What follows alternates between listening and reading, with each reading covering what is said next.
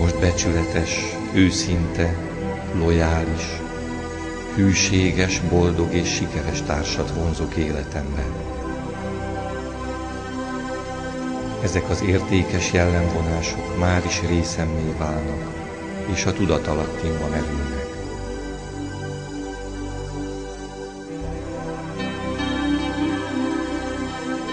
Azt vonzom, amit tudatalatt igaznak hiszek.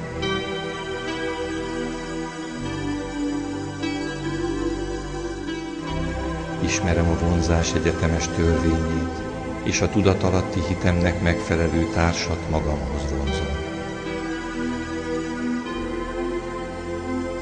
Tudom, hogy ideális társam békéjét és boldogságát gyarapíthatom.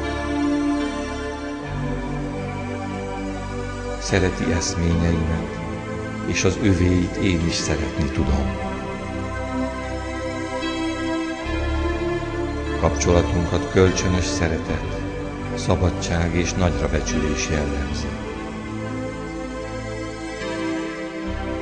Az isteni szeretet olyan valakinek a személyiségén keresztül ragyog rám, akivel tökéletesen kiegészítjük egymást. Ideális társamat megérdemlem és elfogadom.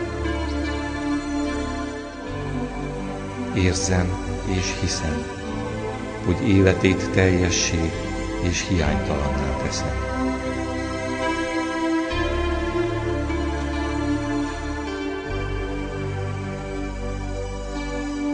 Világomban minden rendben.